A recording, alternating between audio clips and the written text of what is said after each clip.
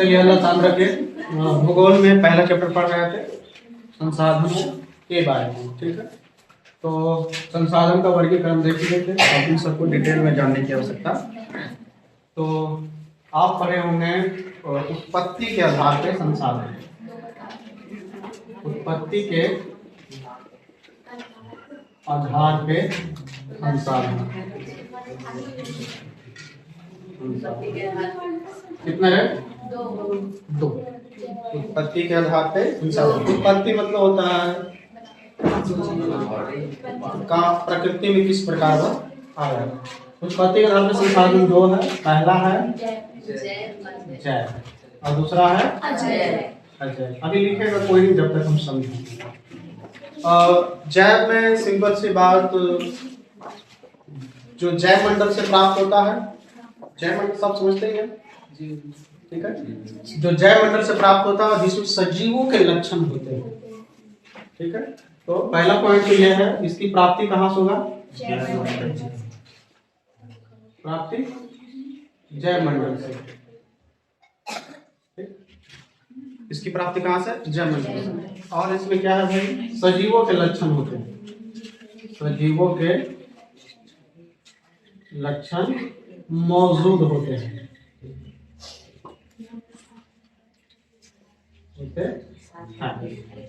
समझ में आएगा? कहाँ से प्राप्त होगा? जैव मंडल।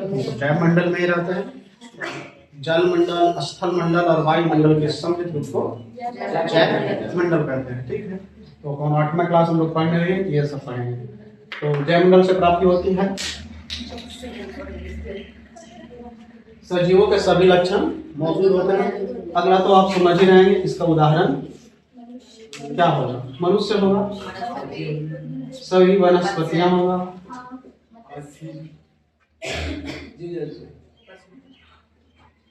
मत्स्य आएगा इसमें, उसके बाद पशुधन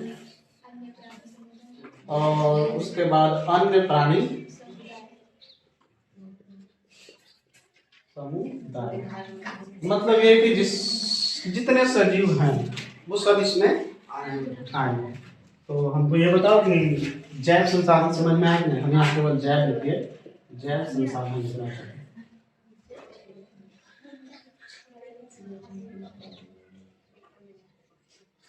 जैव संसाधन, और इसको बोलते हैं अजैव संसाधन। तो ठीक है, सेम इसका उल्टा अजैव संसाधन में देखो, इसको प्राप्ति भी जैव मंडल में ही होगा, मतलब इसमें कोई दिक्कत नहीं है। इसकी प्राप्ति भी कहाँ से होगा? प्राप्ति जैव मंडल से ही होगा, लेकिन इसमें सजीवों के लक्षण नहीं होंगे, ठीक है। इसमें सजीवों के लक्षण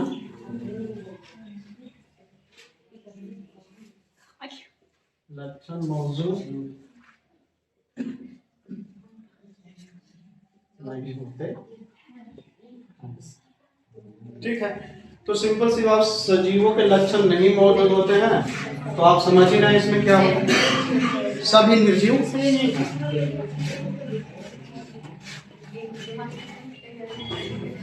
सभी निर्जीव आते हैं। और सभी निर्जीव में आप समझ ही रहे हैं, उदाहरण में क्या होगा? चट्टान, धातु, ठीक है, खनिज, लवण का तो समझ में आए बात? जैव और अजैव।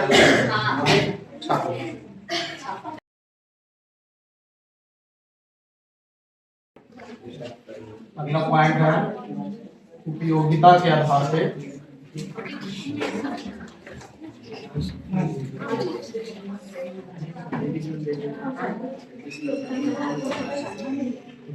उपयोगिता के आधार पे संसाधन दो। अब चीजें जब हम उपयोग करेंगे तो खत्म होगा या निरंतर चलता रहेगा, दो चीज होगा। तो भाई जो नहीं खत्म होगा उससे बोला जाएगा अनवीकरणीय। नवीकरणीय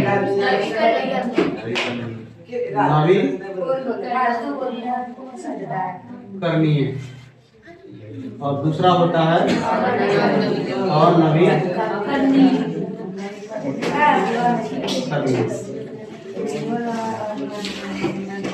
ठीक है, अब ध्यान से देखो, नवीकरणीय का मतलब और अनवीकरणीय का मतलब। नवीकरणीय मतलब जिसको हम उपयोग करेंगे और फिर से नया करेंगे, वो हो जाएगा नवीकरणीय। जैसे मान लीजिए हम किसी चीज का उपयोग किए और वह समाप्त हो गया, तो क्या हम उससे फिर से नया बना सकते हैं? बिल्कुल बना सकते हैं। ठीक है, तो वो जाएगा नवीकरणीय, और जिसको नहीं कर सकते हैं वो हो जाएगा अनवीकरणीय। सही है। तो इसमें पॉइंट लिखे। पहला नंबर, इसे पुनः प्राप्त किया जा सकता। कैसे कैसे प्राप्त किया जा सकता है? भौतिक, रासायनिक या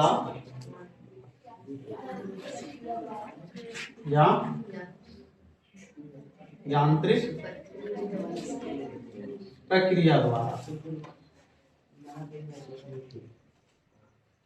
भाई इसे पुनः प्राप्त किया जा सकता है, लेकिन कैसे? भौतिक, रासायनिक या यांत्रिक प्रक्रिया द्वारा। तो आप अगर परिभाषा बनाएंगे तो ऐसा नहीं बनाएंगे, ये तो हम याद करने के लिए इस प्रकार लिखा है। नवीकरणीय संसाधन किसे कहेंगे? तो आप बोलेंगे वैसा संसाधन जिसे उपयोग करने के बाद पुनः प्राप्त किया, उपयोग करने के बाद भौतिक, रासायनिक या यांत्रिक विधि द्वारा पुनः प्राप्त किया जा सके, उसे हम बोलेंगे नवीकरणीय संसाधन। अब सीधे आते हैं यहाँ पे उदाहरण पे, पवन ऊर्जा,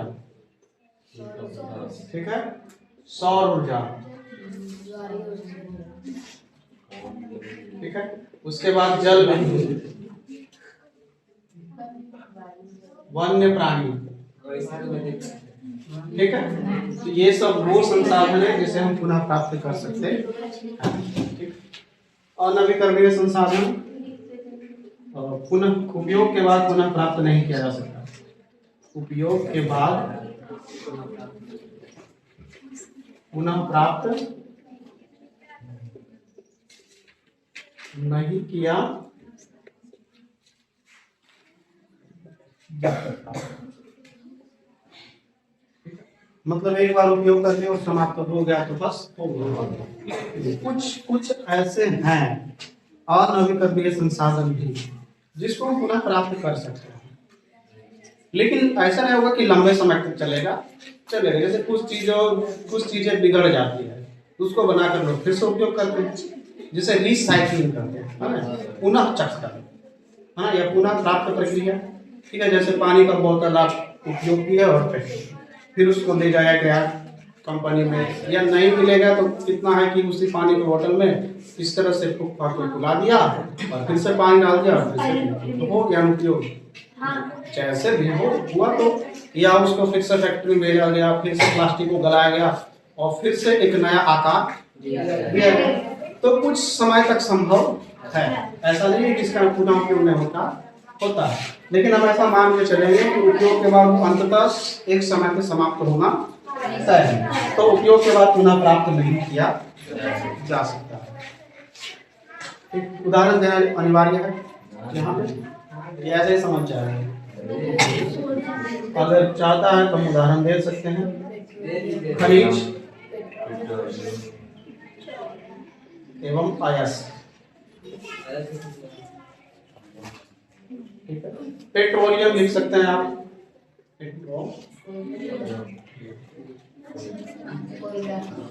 पेट्रोलियम, कोयला भी लिख दीजिए।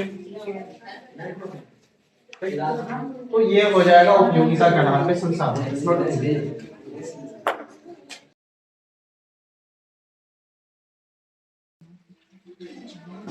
और एक अनवीकरणीय संसाधन के विकास होने में, यानी बनने में भी लग जाता है लाखों वर्ष।